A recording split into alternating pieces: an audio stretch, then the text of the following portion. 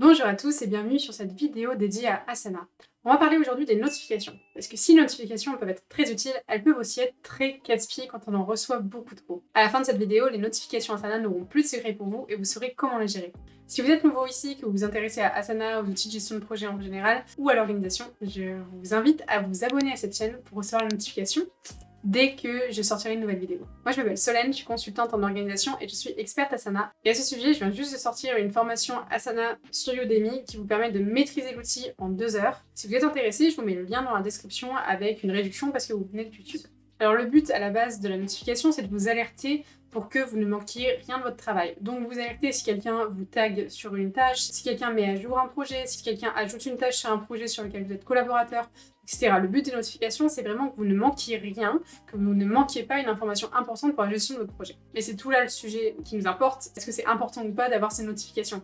Et le problème, c'est que quand vous recevez trop de notifications, finalement, vous n'arrivez pas à tous les lire, vous n'arrivez pas à faire le tri et potentiellement vous êtes perdu, vous êtes démotivé, vous êtes découragé et du coup, Asana perd de son utilité. Donc de votre côté, c'est important d'identifier les notifications dont vous avez besoin et celles qui sont inutiles. Une fois que vous avez validé ça, eh bien ça va se passer du coup dans Asana, dans les paramètres du profil ou dans une tâche. On voit ça tout de suite. Pour gérer vos notifications, ça se passe tout simplement dans votre profil. Vous allez dans les paramètres du profil. Première chose, c'est de définir si vous souhaitez recevoir des notifications par email. Ça se passe ici, vous voyez, moi j'ai tout retiré, mais vous pouvez les garder.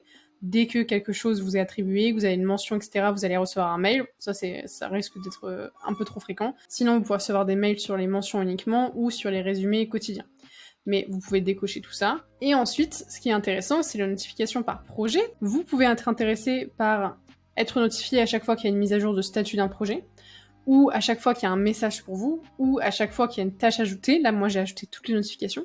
Mais parfois, vous n'avez pas envie d'être notifié dès qu'il y a une tâche ajoutée dans un projet ou dès qu'il y a une modification. Par exemple, parfois, vous êtes sur des projets et vous recevez des notifications à chaque fois qu'il y a une tâche qui est ajoutée sur le projet. Mais finalement, vous en avez pas besoin hein, parce que chaque fois qu'il y a une tâche ajoutée, ça vous concerne pas forcément. Donc, vous n'avez pas envie d'être notifié pour ça.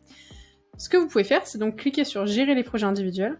Et là, vous avez la liste de tous vos projets et vous pouvez choisir d'activer ou non certaines notifications pour les projets.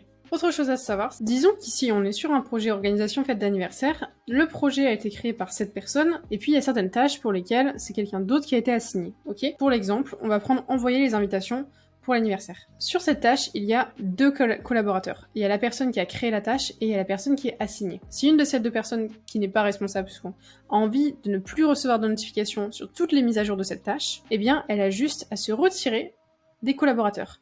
Et donc, quand il y aura une mise à jour de la tâche, seul le responsable, dans ce cas-là, aura une notification. A priori, les notifications n'ont maintenant plus de secret pour vous. Si jamais vous avez une question spécifique aux notifications que j'ai pas traitée dans cette vidéo, vous pouvez la mettre en commentaire, j'essaierai d'y répondre. Si vous avez envie de mieux maîtriser Asana, je vous invite à regarder la formation que j'ai mise dans la description. Grâce à cette formation, en 2 heures, vous maîtriserez tout Asana. En tout cas, j'espère que cette vidéo vous a aidé. Merci beaucoup de l'avoir regardée et à très bientôt.